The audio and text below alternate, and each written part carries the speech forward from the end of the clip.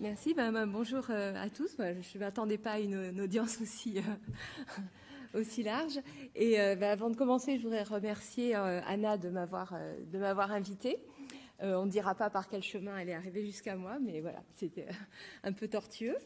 Et donc, elle m'a demandé de parler d'intelligence artificielle et d'images, en particulier d'images médicales. Et voilà, donc je vais vous présenter un petit peu quelques exemples de ce qu'on peut faire en interprétation d'images biomédicales avec des méthodes d'intelligence artificielle, un peu au sens large. Alors, l'intelligence artificielle, on en entend beaucoup parler actuellement. Il y a eu quelques grands succès, donc certains qui ont fait la couverture de Nature, comme AlphaGo, ou des systèmes de reconnaissance de lésions de la peau. Tout ça, ça marchait avec des méthodes d'apprentissage, mais pas seulement. Voilà, donc ça utilise aussi des connaissances et ça va être un petit peu l'objet de l'exposé. Voilà, alors ces connaissances, on peut les modéliser de différentes manières. Donc, le responsable de votre master a dû vous en parler, en particulier avec des ontologies. Donc, vous savez qu'il existe, grâce à lui, autre chose que l'apprentissage profond. Et voilà. Et puis à droite, il y a un exemple de méthode qui a été mise en œuvre à l'hôpital de Clermont-Ferrand pour combiner des images et des visions d'un champ opératoire, qui combine là aussi plusieurs méthodes de vision par ordinateur et d'intelligence artificielle. Voilà. Ici, quelques exemples en imagerie biomédicale. Donc là, c'est des exemples qui ont été faits avec des méthodes d'apprentissage profond. Et donc, ça vient d'une revue de traitement d'image médicale. Donc, c'est un article déjà un petit peu ancien, mais qui montre un petit peu la variété des applications qu'on peut avoir dans ce domaine. Et donc, on a des exemples sur différentes modalités d'imagerie. Je ne sais pas où est le pointeur. Voilà, et sur donc en imagerie médicale, en imagerie biologique, etc. Et avec des très grands succès. Alors, si on revient un petit peu sur l'histoire de l'intelligence artificielle, donc on dit parfois que le terme a été inventé en 1956, qui a été défini donc comme la science qui permet aux machines de faire ce qu'on considérerait comme intelligence si c'était fait par des humains. Donc, on voit bien que c'est quelque chose de large, qui couvre beaucoup de choses. C'est un domaine qui est de plus en plus large, en fait, et on peut même se demander où il s'arrête. Alors, il y a un effet de mode qui fait que on a intérêt à tout rattacher à l'intelligence artificielle pour montrer qu'on en fait, mais il y a quand même des limites scientifiques qu'on peut essayer de définir, et c'est pas si facile que ça. Et donc, par exemple, des machines qui calculent, donc simplement une calculatrice, est-ce que c'est de l'intelligence artificielle? On dirait que non. Voilà. Mais si on revient à une des questions de tout à l'heure, est-ce qu'un boulier chinois est une méthode d'intelligence artificielle? Peut-être un petit peu plus. Voilà, parce qu'il y a tout un raisonnement logique à faire pour pouvoir l'utiliser. Voilà. Donc c'est la question des raisonnements, d'essayer de comprendre des phénomènes, de les expliquer, et de faire des inférences, etc. C'est des questions qui ont occupé les mathématiciens, les philosophes, etc. depuis l'Antiquité, et qui les occupent toujours. Alors, je ne vais pas faire un historique complet, donc je vais commencer à la fin du 19e siècle, début du 20e siècle, où là, il y a eu des progrès énormes qui ont été faits sur la formalisation mathématique du raisonnement, en particulier avec différentes formes de logique. Et un des sujets qui occupe beaucoup les chercheurs en intelligence artificielle actuellement, qui est celui de l'explicabilité des systèmes d'intelligence artificielle, en fait, les premières formalisations datent de la fin du 19e siècle, avec les travaux de Peirce en particulier, qui a cherché à faire du raisonnement qu'on appelait abductif, donc qui, à partir d'observations, allait essayer de trouver les explications. Donc la question de l'explicabilité en IA, c'est pas du tout un sujet récent. Et voilà, c'est intéressant de voir que c'est des questions qui ont été formalisées depuis longtemps. Voilà, alors une date clé, c'est 1956, donc là où a été un petit peu inventé le terme d'intelligence artificielle. Et ça a été fait à l'occasion d'une réunion de chercheurs à Dartmouth qui se sont réunis pendant 2 mois pour réfléchir à ces questions-là. Et voilà, c'est une manière intéressante de travailler que malheureusement on n'a plus beaucoup l'occasion de pratiquer actuellement, parce que dégager 2 mois pour s'enfermer dans un endroit aussi charmant soit-il pour réfléchir entre collègues, on n'a plus beaucoup l'occasion de le faire. Voilà, mais c'est vraiment de là que datent un petit peu tous les développements de l'IA. Alors ensuite, il y a eu plusieurs types d'approches qui ont été développées en parallèle, et avec certaines qui ont pris parfois plus d'importance, d'autres et puis à d'autres périodes, d'autres approches.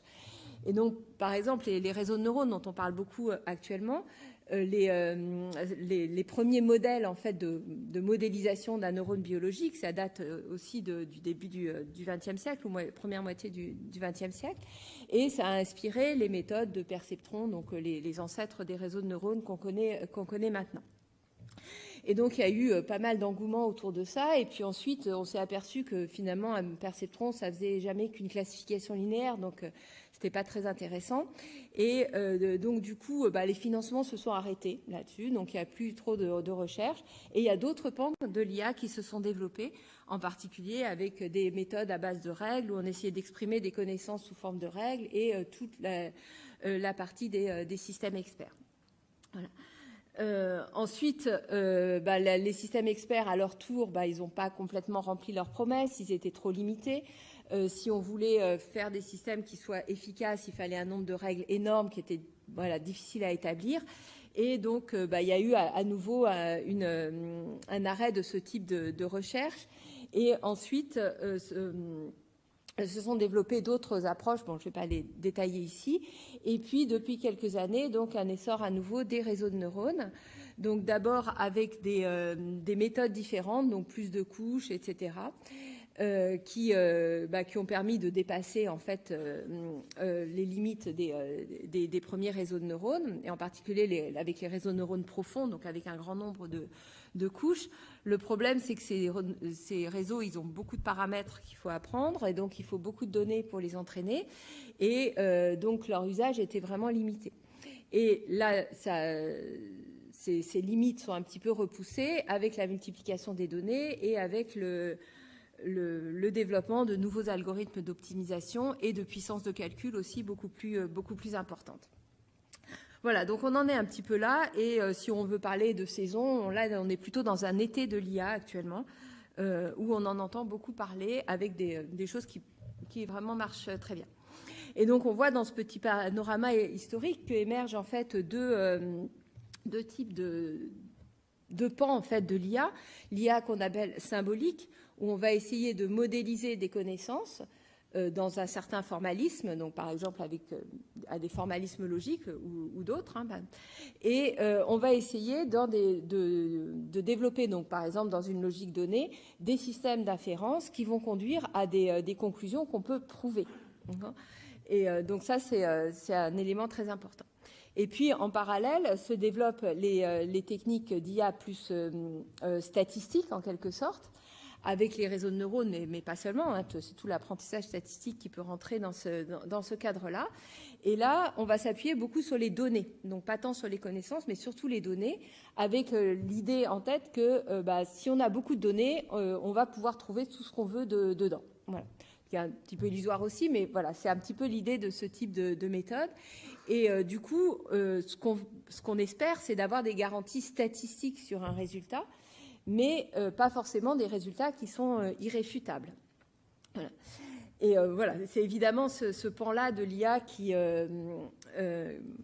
explique l'engouement actuel pour l'IA, mais l'autre pan de l'IA reste un domaine très actif, à la fois en recherche et dans les applications.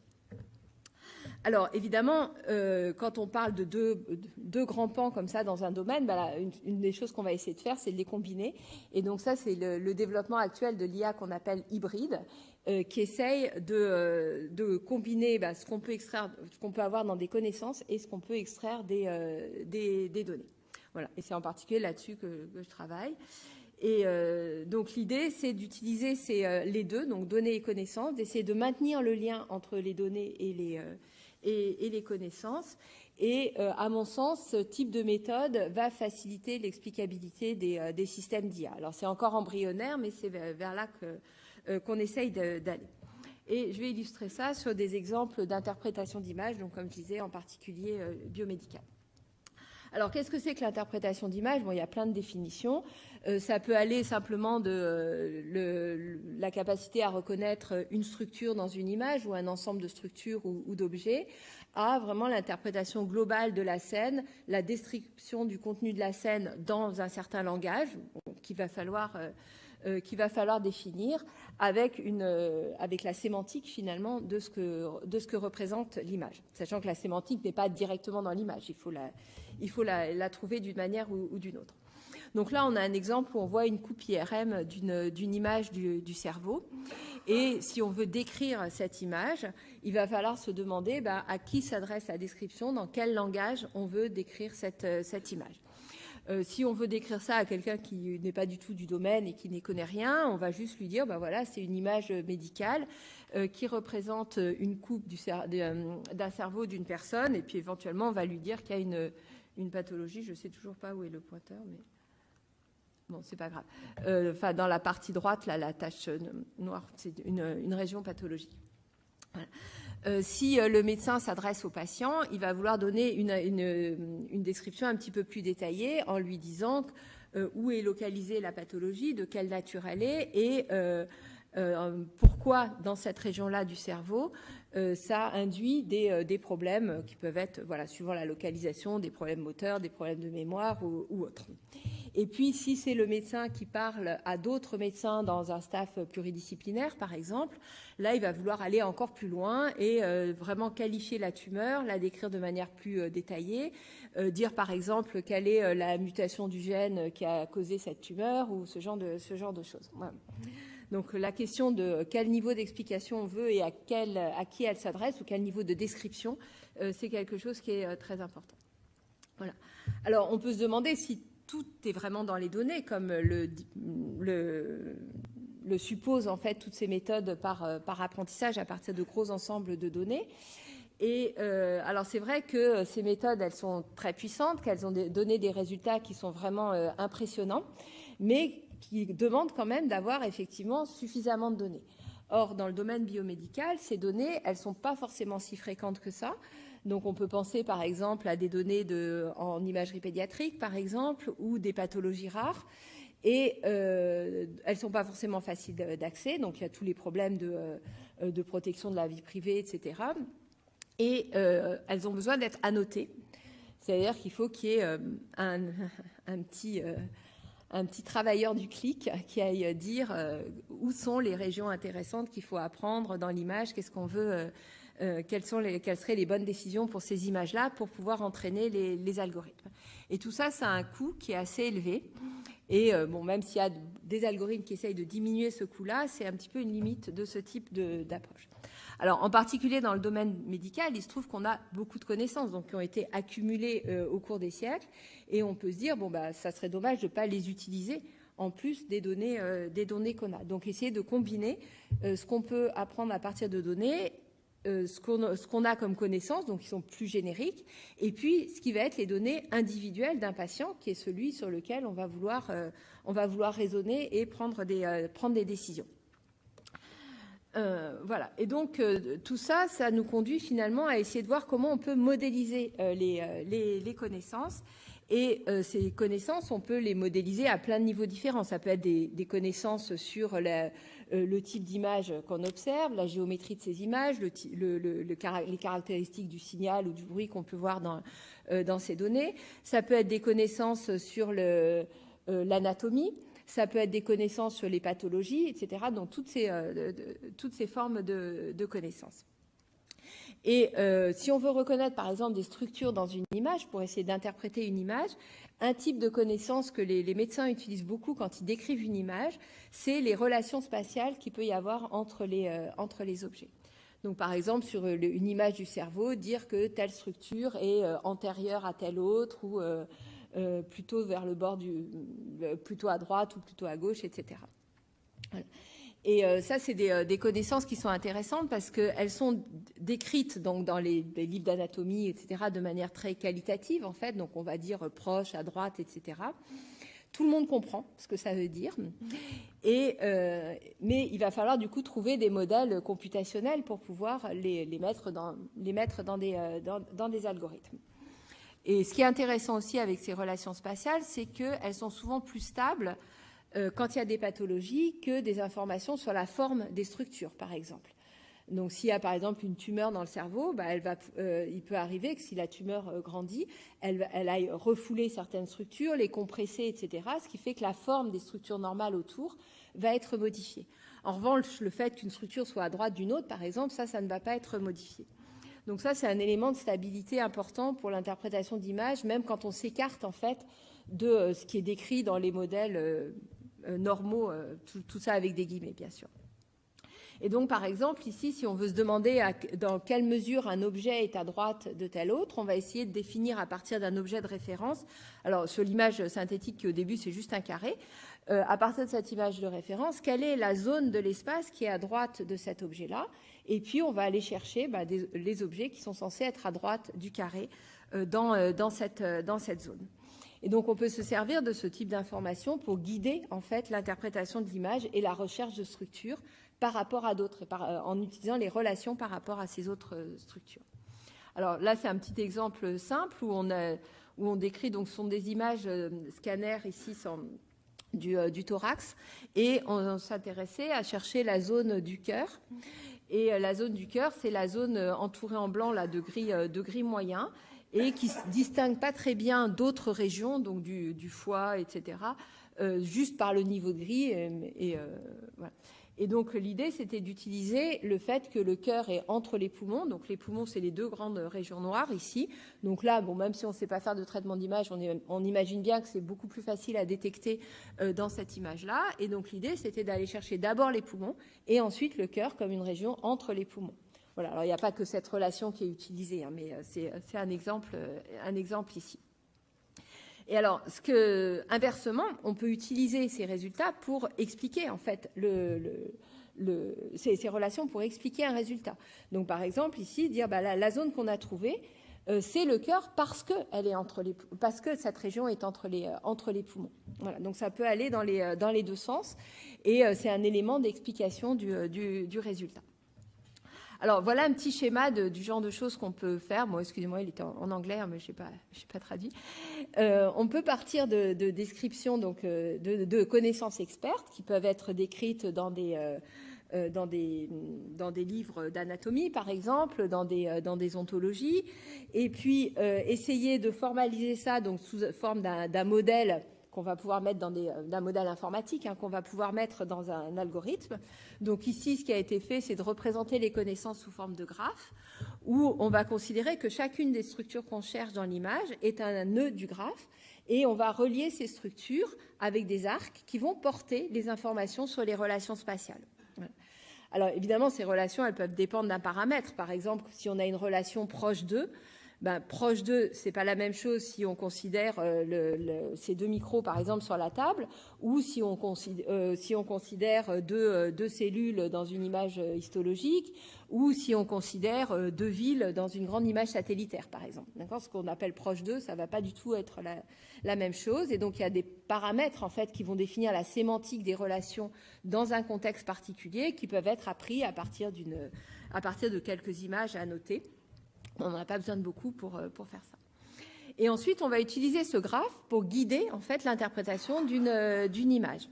D'accord ? Donc ça peut se faire par différentes méthodes. Par exemple, on peut commencer à chercher des objets qui sont faciles à reconnaître dans l'image et puis progresser dans le graphe en disant, si on a déjà un objet donc, qui correspond à un certain nœud dans le graphe, on va aller chercher d'autres objets qui sont adjacents à cet objet dans le graphe, en s'appuyant sur les relations spatiales que doivent partager ces objets. Et donc, explorer progressivement l'image.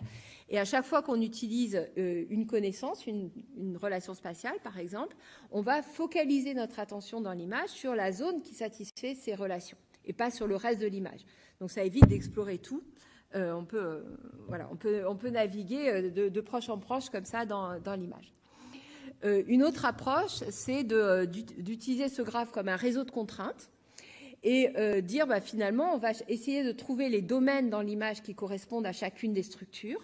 Donc au départ, on ne sait rien, donc on peut partir de toute l'image, et puis essayer petit à petit de réduire ces domaines pour satisfaire les relations qu'on considère comme des contraintes et qui sont exprimées dans le graphe. Voilà, il y a plein de méthodes qu'on peut imaginer comme ça pour utiliser ce graphe.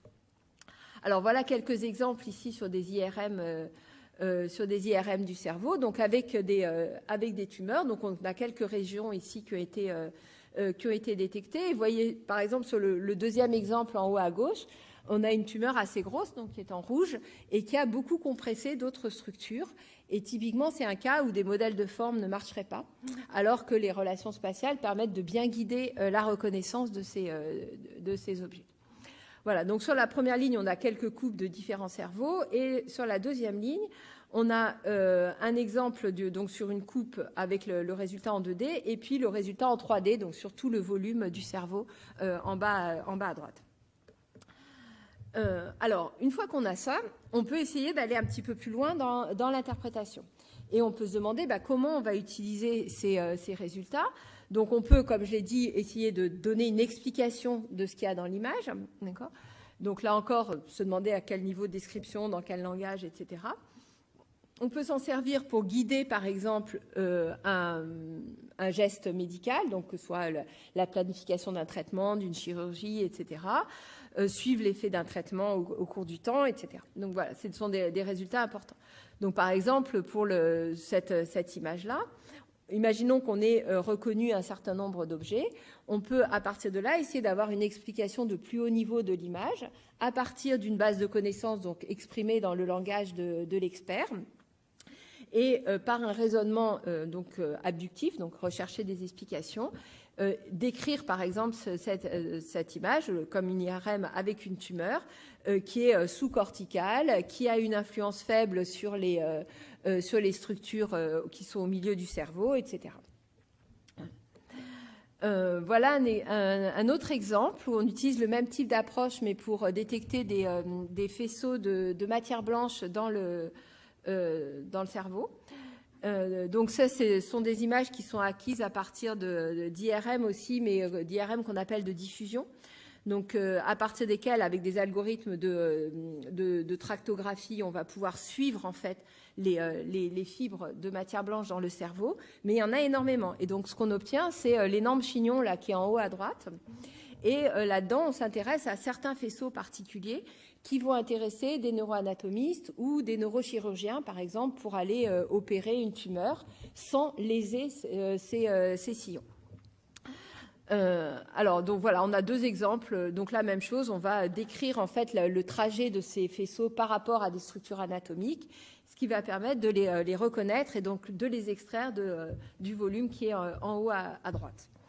Voilà, donc en bas au milieu, c'est le faisceau inciné, donc c'est celui qui est responsable de la mémoire des noms propres, je crois. Donc je pense que chez moi, il n'existe pas celui-là. Mais... Et puis à droite, un autre, voilà, on peut décrire plusieurs faisceaux comme ça. Un autre exemple du même type, mais cette fois pour les faisceaux de nerfs dans le pelvis. Et ça, c'était une application en chirurgie pédiatrique, donc avec l'hôpital Necker, où pour opérer des tumeurs ou des malformations dans le pelvis, les chirurgiens ont besoin de connaître le trajet des nerfs. Donc ce sont des petits enfants.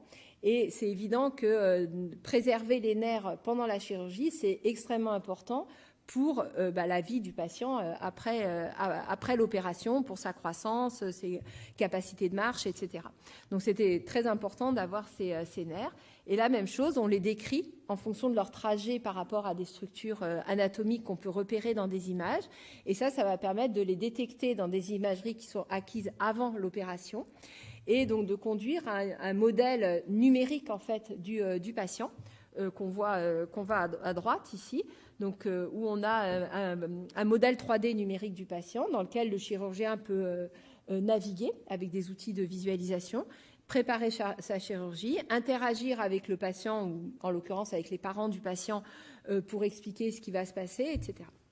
Donc, et pendant la chirurgie, bien sûr, pour contrôler le geste chirurgical.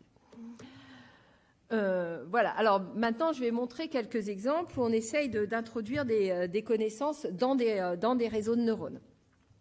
Donc là, c'est un premier exemple où on va guider la construction de l'architecture de réseaux de neurones pour raisonner dans le cas où on a des informations partielles. Donc imaginons qu'on ait par exemple des images IRM du cerveau avec des tumeurs, qu'on soit capable d'apprendre un réseau de neurones avec plusieurs modalités différentes en IRM, mais que dans certains cas, on n'a pas toutes ces modalités parce qu'on a besoin de faire une imagerie plus rapide ou pour d'autres raisons. Et dans ce cas, on va raisonner un peu comme un modèle qui s'appelle prof-élève, en fait, où c'est comme si le prof avait toutes les connaissances, donc il connaît toutes les modalités, et l'élève, il n'a pas encore toutes les connaissances et il ne connaît que certaines modalités. Et donc, en fait, on construit deux réseaux, un qui résonne sur toutes les modalités, un autre qui résonne uniquement sur les modalités disponibles, mais on va coupler ces deux réseaux au moment de l'apprentissage pour forcer les résultats à être les mêmes. Voilà.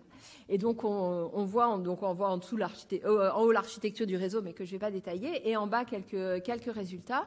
Et vous voyez l'avant-dernière colonne ici, qui est cette architecture, donc avec un transfert d'informations en fait du réseau prof vers le réseau élève, qui donne des résultats très proches de la segmentation de référence qui est dans la dernière colonne. Un autre exemple, donc je reviens à l'exemple du pelvis en chirurgie pédiatrique, et de la même manière qu'on a besoin de préserver les nerfs, il faut faire attention aussi aux gros vaisseaux sanguins. Et la détection de ces vaisseaux s'est fait aussi dans des images IRM. Et cette fois, le type de connaissance qu'on a mis, c'est la structure arborescente du réseau. Donc on va mettre cette géométrie et topologie du réseau vasculaire comme contrainte dans le réseau de neurones. Et ça permet d'une part d'avoir un résultat qui est spatialement cohérent et d'autre part, encore une fois, de limiter en fait la recherche des vaisseaux dans des zones qui sont au voisinage des lignes centrales qu'on détecte dans une première étape. Et donc ça permet d'avoir des réseaux qui travaillent sur le volume complet, mais simplement dans des petites régions autour des vaisseaux. Voilà. Et donc, on a un réseau qui est capable de segmenter les réseaux et de les classifier entre artères et veines. Et donc, on peut les ajouter ensuite au modèle numérique 3D du patient pour guider la chirurgie. Un autre exemple qui est intéressant parce que c'est un exemple où on va mettre des choses toutes simples en entrée d'un réseau pour augmenter à la fois la précision et la qualité du résultat et l'explicabilité. Et donc là, il s'agissait donc dans des images IRM comme celles qu'on voit à gauche, de détecter des fissures du ménisque. Et donc avec des techniques d'apprentissage classiques en combinant plusieurs types de réseaux, on arrive à des résultats qui ne sont pas mauvais. Et si on s'intéresse aux zones de l'image qui ont le plus contribué à la décision, on obtient la deuxième image où les couleurs chaudes correspondent aux régions qui ont le plus participé et on voit bien qu'elles sont situées sur le bord de l'image et assez faiblement à l'endroit qui nous intéresse. Et donc ça, les médecins, ils n'achètent pas. Même si le résultat est assez satisfaisant, s'ils ne comprennent pas d'où ils viennent et ils ne vont pas avoir confiance. Parce qu'il dit, bon, on a un résultat, mais les parties de l'image qui contribuent, ce n'est pas du tout les bonnes. Donc, comment est-ce qu'on peut faire confiance à ce type de résultat? Et donc là, l'idée, c'était d'ajouter en entrée du réseau, outre l'image initiale, une image transformée où on va rehausser les zones qui sont fines et noires, qui correspondent donc aux fissures qu'on recherche, donc avec un outil de traitement d'image vraiment très simple. Et donc, on a une double entrée, du coup, dans le réseau, donc, dont une qui exploite la connaissance sur ce qu'on cherche. Et là, cette fois, on a des résultats qui déjà sont un petit peu améliorés. Mais surtout, ce qui est important, c'est que la carte d'explicabilité est bien meilleure. Et cette fois, la région qui contribue à la détection, c'est bien la région où il y a ces fissures dans le ménisque. Et du coup, cette recherche d'explicabilité, ça va contribuer aussi à faire que ces systèmes sont plus acceptables, en fait, pour un utilisateur, donc pour un médecin ici dans cet exemple-là. Un autre exemple en imagerie biologique cette fois. Donc là, l'idée, c'était d'analyser des lames et de trouver quel était s'il y avait une pathologie ou pas, et quel était le degré de sévérité de la pathologie. Et donc là, l'idée, c'est de s'inspirer de la manière dont raisonnent les histopathologistes, donc en allant regarder à différentes échelles, donc à l'échelle de toute la lame, à l'échelle de petites tuiles prises dans la lame ou à l'échelle de la cellule. Et donc l'architecture du réseau qui a été construite ici, c'est une architecture qui résonne justement à tous ces niveaux d'échelle et qui produit à la fin non seulement un degré de sévérité pour la lame, mais aussi les cellules qui expliquent ce degré de sévérité. Donc là encore, quelque chose d'explicable parce que le médecin a à sa disposition non pas seulement un score, mais aussi des régions dans l'image qui vont attirer son attention et dans lesquelles il va pouvoir aller vérifier si le degré de sévérité estimé est le bon ou pas, en pointant sur les cellules concernées. Voilà, bon, j'ai été un petit peu longue, je crois. Il y a un certain nombre, évidemment, de questions ouvertes que je ne vais pas détailler. Donc, ces questions d'interprétabilité, elles sont vraiment importantes. Bon, déjà, il faut savoir un peu ce qu'on appelle interprétabilité. Les définitions ne sont pas encore très, très claires. Donc, je vous ai montré des exemples avec des cartes d'activation, etc., ou des descriptions sous forme de phrases, en fait, hein, qui utilisent les connaissances, enfin, qui expriment les connaissances qui ont été utilisées pour la reconnaissance d'une structure. Et on peut vouloir aussi interpréter les erreurs. Les médecins, ils se contentent rarement juste d'un score ou d'une mesure. Ils veulent savoir d'où vient ce score dans les images ou dans les connaissances qui ont été utilisées. Et un des problèmes qu'il y a, c'est le problème des images qu'on appelle adversaires. Donc ça, c'est une petite expérience qui avait été faite où il y a une image de bruit donc, qui est dédiée à un certain réseau, mais bon, voilà, qui a été ajoutée à cette image de panda. Donc si on donne l'image de panda seule au réseau, le réseau reconnaît le panda avec un bon niveau de confiance. Si on rajoute cette image de bruit, donc on obtient l'image qui est à droite, donc visuellement on ne voit même pas le bruit. Donc c'est une petite proportion de cette image de bruit qui est rajoutée, donc visuellement on ne le voit pas. Et là, le réseau reconnaît complètement autre chose et en plus, il est content de lui. Voilà. Donc ça, c'est un petit exemple qui explique pourquoi il faut vraiment chercher d'où viennent les résultats et en plus calibrer la sortie des réseaux pour qu'il ne soit pas trop content de lui quand il fait des grosses erreurs comme ça. Voilà, donc ça, c'est un petit peu des sujets ouverts et je vais finir par des questions un petit peu polémiques. On peut se demander si l'IA est vraiment artificielle. Sachant que il y a tout, en particulier pour l'entraînement des réseaux de neurones, tous ces travailleurs du clic qui vont travailler pour entraîner les réseaux. On peut se demander si elle est vraiment intelligente. Là aussi, c'est une question. Donc, même des systèmes... il y a des types de raisonnement que l'IA, pour l'instant, n'est pas capable de faire. Voilà. Et en particulier, elle n'est pas capable de dire elle-même qu'elle est intelligente. Donc, voilà. Donc, et dans le domaine biomédical, on peut se demander dans quelle mesure l'IA va être une aide, va modifier éventuellement la pratique, les rôles, etc. Donc ça, c'est des questions que en particulier les radiologues avec qui je travaille se posent beaucoup. Et tout ça, c'est lié aussi à des questions d'éthique, en fait, et d'usage de ces méthodes-là.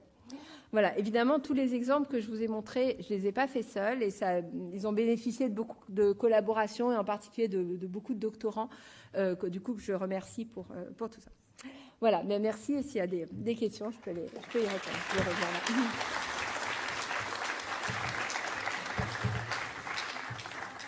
Je vous invite à venir vous asseoir avec nous sur les chaises. Si vous avez soif, n'hésitez pas à boire aussi. Je vais juste désinfecter le micro. Non.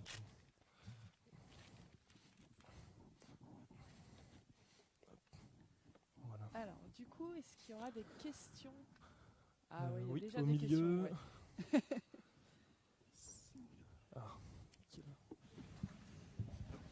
Alors, oui, moi j'avais une question. Vous avez beaucoup parlé d'explicabilité. Et du coup, dans le cas de la médecine, est-ce qu'il y a des cas où on peut utiliser des approches d'intelligence artificielle, de réseau de neurones, tout ça, où l'explicabilité n'est pas vraiment là, ou alors quand c'est un petit peu controversé, où il y a le moindre doute, c'est vraiment jamais utilisé, où on fait vraiment très attention à ça, quoi. La question, c'est quoi? C'est quand il n'y a pas d'explicabilité possible, on n'utilise pas, c'est ça? Est-ce qu'on n'utilise pas du tout, ou s'il y a le moindre doute, ou est-ce que des fois on se dit, bon, bah, visiblement ça marche, donc on utilise ces approches? Ouais. Alors, dans le domaine biomédical, on n'utilisera jamais un résultat sans le vérifier de toute façon. Donc, ça permet d'avancer sur les questions d'explicabilité un petit peu en parallèle. Et en fait, par exemple, le dernier exemple que j'ai montré, ce qui est important, c'est d'écarter les lames où il n'y a rien, en particulier dans toutes les applications de dépistage systématique, etc. Il y a énormément de données à analyser, donc visuellement, c'est extrêmement coûteux. Et ça prend beaucoup de temps. Et donc, on va vouloir éliminer les lames où il n'y a rien de manière sûre. Et ça, c'est quelque chose d'assez fréquent, bon, même pour les radiologues, par exemple, si on détecte des fractures, etc. Ça les gêne moins d'avoir des faux positifs que des faux négatifs. Donc, même si l'algorithme n'est pas capable d'expliquer le résultat, eux, ils vont le regarder. S'il y a une détection qui en fait n'est pas là, de toute façon, soit visuellement ils vont confirmer ou infirmer le résultat, soit ils vont faire d'autres analyses, et donc le coût de l'erreur n'est pas le même, hein, suivant que ce sont des faux positifs ou des faux négatifs. Mais il y a d'autres domaines où ça peut être autre chose. Donc là, actuellement, il y a des systèmes qui sont utilisés, même si ils sont pas complètement explicables, mais sachant qu'il y a l'utilisateur derrière qui, lui, contrôle, quoi. Et ça, je pense que ça va rester. Merci. J'ai une question du chat de Clara Emery qui demande: comment faites-vous pour gérer les différences entre chaque appareil d'imagerie médicale? Alors, il repose sur des principes différents et du coup, mais de manière automatique, c'est la question? Non, je crois pas. Je pense que ça va être du coup pour voir comment appliquer une intelligence artificielle de détection, par exemple, de symptômes quand on a des machines différentes et qui donnent peut-être pas forcément le même, oui. Alors, il y a il y a plusieurs choses. D'abord, il y a ce qu'on appelle les études multisites, c'est-à-dire qu'on fait une étude, par exemple, en collaborant avec un hôpital qui a l'habitude de travailler sur une machine d'un constructeur X avec un certain protocole. Et on va développer un algorithme qui testé sur ces données-là. Et quand on va changer, par exemple, d'hôpital, donc ça va être une machine d'un constructeur Y, même avec un protocole assez similaire, il se peut qu'il y ait des différences et que ça se transfère pas si bien. L'exemple d'une des toutes premières diapos où j'ai montré une des couvertures de Nature sur la reconnaissance des lésions de la peau. En fait, il y a des articles derrière qui ont montré que ça ne généralisait pas si bien que ça, que les résultats étaient très bons, mais donc dès qu'on les testait sur d'autres données que celles du papier, ça marchait moins bien. Donc ça c'est une question, et donc il y a pas mal de choses qui sont faites en ce moment justement pour faire des bases de données avec des images pour un problème donné, mais qui viennent de différentes origines, de différentes machines, etc., justement pour éviter ce genre de biais. Et puis ensuite, il y a la question, qu'est-ce qui se passe quand on change de mode d'acquisition? Donc, par exemple, si on passe d'une IRM à des rayons X, par exemple, ou d'une image scanner avec produit de contraste ou sans produit de contraste, comment on fait, quoi. Et là, donc, c'est toute la question de ce qu'on appelle le transfert d'apprentissage, qui permet d'apprendre sur la modalité où on a le plus de données, par exemple, et transférer sur une modalité où on aurait moins de données, mais qui nécessite de réapprendre moins de choses en bénéficiant de ce qui a été fait sur d'autres modalités. Voilà. Je ne sais pas si ça répond à la question. Voilà, elle semblait assez large. Donc, Est-ce qu'il y a d'autres questions? Oui, au milieu, en haut, derrière toi, oui. Moi, je me demandais combien ça va vous prendre de temps en moyenne pour créer ce genre d'IA de reconnaissance. C'est difficile de répondre à ça. Ça dépend ce qu'on compte dedans. Parce que si on compte le temps de rassembler les données, de les annoter, etc., ça peut être extrêmement long. Ensuite, il y a le temps de trouver la bonne architecture, apprendre le réseau. Après, il y a des réseaux qui peuvent être appris très rapidement, d'autres qui vont mettre des heures et des semaines. Ça dépend du nombre de paramètres du réseau. Pour vous donner un exemple, on avait fait une étude sur des cerveaux de prématurés. Donc, on avait très peu de données.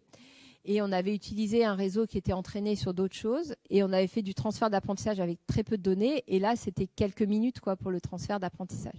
Mais si on entraîne de scratch à partir de rien, là, c'est en général plusieurs heures, voire plusieurs jours d'apprentissage. Mais encore une fois, ça dépend de la taille du réseau et du nombre de paramètres. Oui, Cyrine, en bas, oui. Sinon, le stream ne peut pas entendre, sinon. Oui. Moi, au niveau de l'analyse des images, j'ai une question par rapport au SNR, donc le rapport signal sur bruit. Oui. Dans quelle mesure il impacte l'entraînement et la construction du réseau? Typiquement, si vous avez des données qui sont très bruitées, est-ce qu'on est quand même capable d'utiliser un système AI et d'entraîner ces systèmes sur des données comme ça? Alors moi, j'ai beaucoup travaillé en IRM, en scanner, où les données ne sont pas très bruitées. Mais il y a des systèmes qui marchent sur des données ultrasonores, par exemple, qui sont beaucoup plus bruitées. Mais du coup, je ne connais pas trop les détails. Je ne sais pas s'ils font des filtrages avant ou s'ils mettent les données brutes. En tout cas, il y a des choses qui se font sur des images très bruitées, comme les images ultrasonores. Mais du coup, pour rebondir, dans le cas des IRM ou des radios, parfois on peut avoir ce qu'on appelle des artefacts ou des faux positifs, des petites tâches qu'on pourrait soit confondre avec, je sais pas, un cancer ou une fracture d'un matériel. Et comment on est sûr que c'est un artefact ou que c'est vraiment un problème? Et comment est-ce qu'on tranche? Est-ce qu'on part du principe où il vaut mieux être plus prudent que pas assez et partir du principe que c'est une mauvaise nouvelle et relativiser derrière, ou comment on traite ces informations? Oui, c'est plutôt ça en général, c'est que le radiologue il sera moins gêné s'il y a quelque chose qui est détecté à tort, parce que lui de toute façon derrière il vérifie. Et donc effectivement, si l'algorithme se trompe et qu'il confond un artefact avec une fracture par exemple, le radiologue ça il va tout de suite le voir, quoi. Et en cas de doute, de toute façon il fera d'autres examens. Et donc c'est l'erreur moins gênante, je pense, que de ne pas détecter s'il y a effectivement quelque chose. Et en revanche, ce que les radiologues ne sont pas prêts à accepter, c'est que des résultats d'un algorithme d'IA soient mis directement dans le dossier du patient ou dans les PACS, qui sont les systèmes d'archivage d'images dans les hôpitaux, sans que ce soit passé par leur validation, à cause de ça justement.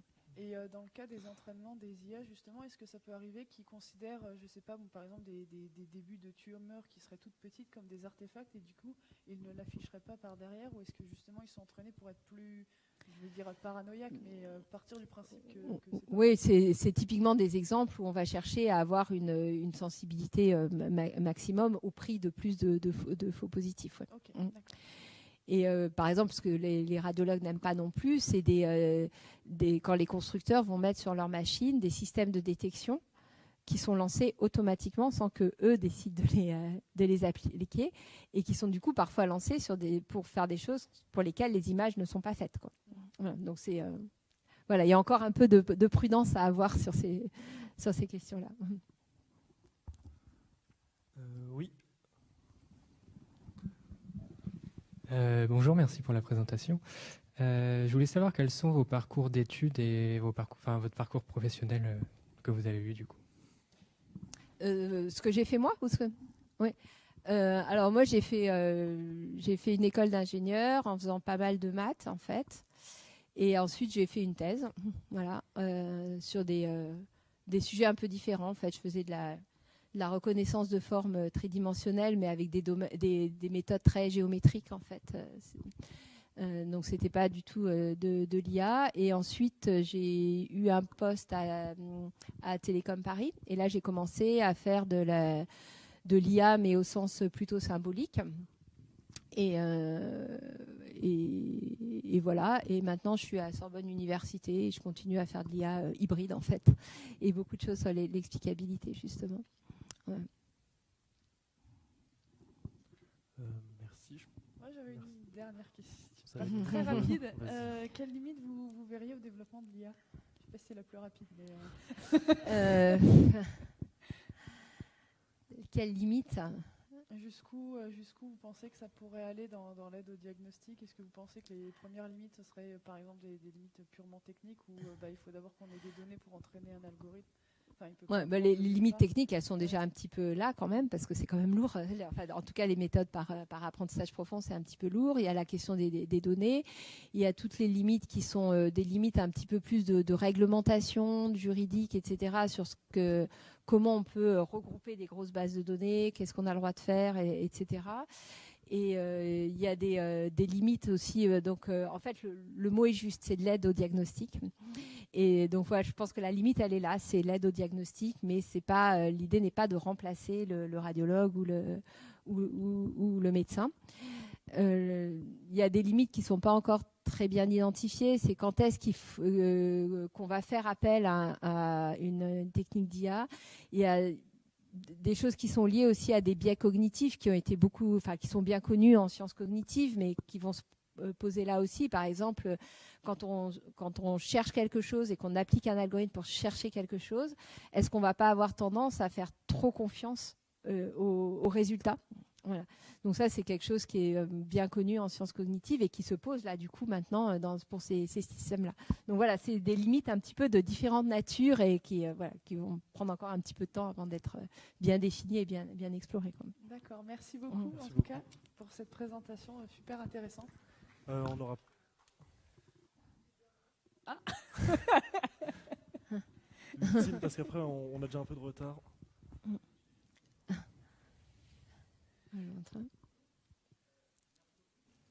Ça marche pas? C'est bon?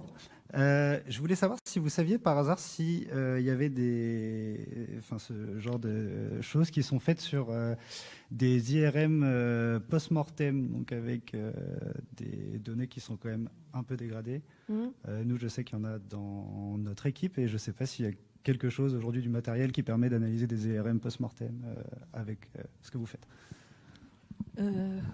Oui, alors il y a des choses sur les IRM post-mortem. Alors je pense à des algorithmes classiques en fait d'analyse d'image. Est-ce qu'il y a des choses avec des réseaux de neurones? Je ne sais pas en fait. Je sais pas. Okay. Mais des méthodes d'analyse d'image sur des IRM post-mortem, oui, il y a des choses, oui. Ouais. Okay, merci. Merci beaucoup. Ouais. Merci. Merci.